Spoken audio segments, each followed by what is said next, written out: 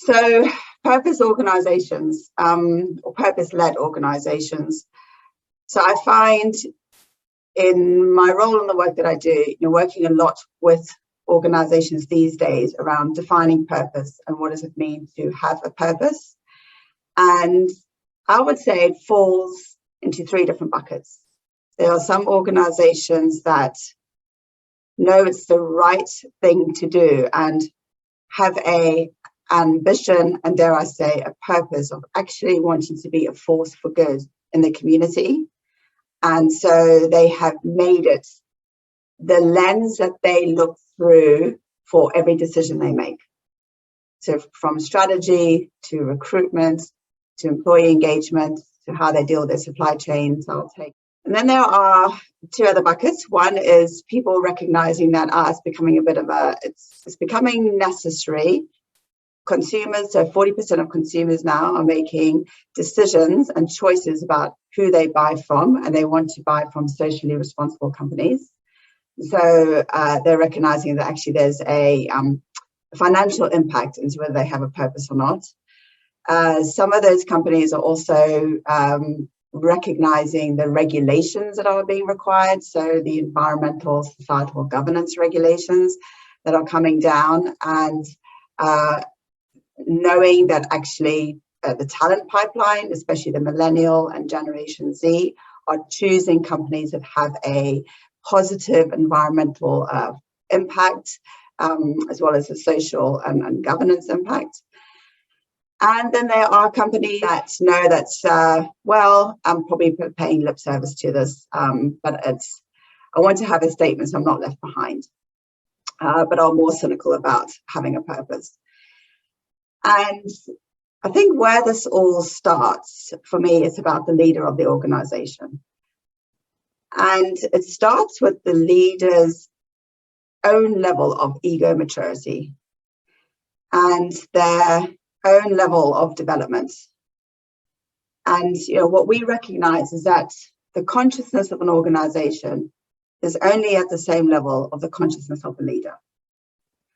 And so if the leader is not able to get beyond protecting their ego, which is about power, it's about greed, at its worst, it's about corruption, then whatever purpose they may want to put in place is going to be lost at the door. An example that I've seen recently, actually, with an organization we worked with, it's an insurance company. And the leader recognized only through engaging the ecosystem, only through talking to not only the employees, but people who were buying the insurance packages, people who are buying the retirement packages, people in the community, about what it means to be protected in your old age. And it's about quality of life. It's about being able to live well for longer. And this, engaging these voices in the broader stakeholder system, is what ignited this leader to say, here we are as an insurance company who've been focusing on developing insurance policies. Actually, now that I have really listened to the people who these policies affect, we're not an insurance company, we're a wellness company.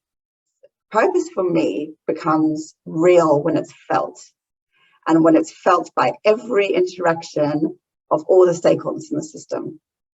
So how this insurance company has brought it to life, for example, with the people that's onboarded, they, instead of going to a great presentation with a lovely dinner afterwards in a conference center, when they first join the organization, they go to the nursing homes. And they meet with some of the folk in the nursing homes and they talk to them about what they love to do. And this is week one. And they decide, if it's, for example, visiting an art gallery, they take them out on visits. So they take them to the art gallery and spend a day or a couple of days in the community doing things with these people that they genuinely enjoy. And the impact it's had on not only the folk in the nursing home to say, I bought a policy from this company and they genuinely care because they're making effort to do activities with me that I'm not always able to get to, as well as the people who are joining the company said that I feel that the role that I have in the organization, I can see the broader impact because I'm living it right now. I might not be in the office crunching numbers, but I'm out in the community seeing the impact of the policy that I've had a role in creating. And that for them has made them feel purposeful. So a genuine, purposeful or purpose-led company creates a connection between individual purpose and the organization's purpose.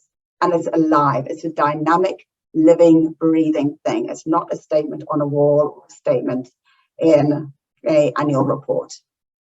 We've been operating, capitalism to date has been operating in a very male archetype, very masculine energy. And if you look back, so there's a great book called Healing Organizations, written by Raj Sisodia and Michael Gelb. And if you look back at the founding fathers, for example, in the US, which has driven this capitalism culture, a lot of what they looked to when they first put their constitution in place were the Iroquois tribe. And they selected all the bits that they liked, which were the male, the male archetypes, the male roles in how the Iroquois tribe operated in the constitution they had in place. And in fact, they built a lot of the Congress structure around that. What they deselected was the role that women had. And there are some fantastic letters between Abigail Adams and John Adams, where Abigail Adams flags to her husband, so strong, powerful voice that she had in their relationship, she flags to her husband about the dangers that are at play if they don't pay attention to the role that the woman had, which was the women were in a position of council. They had a governance council and they had oversight of how land was distributed and also choices that were made. And they had a veto right. And she said, so you think of when this was, she said, we will reap the consequences to come if we don't address this now. And it was ignored. And look at where we are today. So women are still fighting for their rights. And there's a recognition that global financial crisis, maybe that wouldn't have happened if there were more females on board. There is a feminine energy around care and not words altruism, but just genuine care for the broader holistic impact we need to have, and thinking ahead, thinking more long term around next generation. So are we leaving what we are creating, or what we're leaving behind, is that going to support and further generations to come? And that's what's missing from the male archetypes. And there was a recent Harvard Business Review article actually about women in organizations, especially as leaders, and how they make decisions, and this short-term, long-term approach, but also, for example, instead of looking at mergers and acquisitions as a way to drive growth, looking at how do we build knowledge internally and build that capability internally. So there's a fostering, nurturing energy that is inclusive and creates also the mindset around risk and reinforces psychological safety. And it's the psychological safety that we need in organizations for women to really, and it's not just women, quite frankly, it's for everybody to feel that they can show up, bring their full gifts to bear, and therefore feel purposeful in what they do, which then goes back to driving engagement and impact and the health of the broader society that we operate in. So we need female leaders in organizations. So women emerging from isolation, for me, is about the role, the absolute critical role that they have to play in order to create the conditions in our businesses for growth, for inclusion, for talent to thrive, and therefore the impact on our society.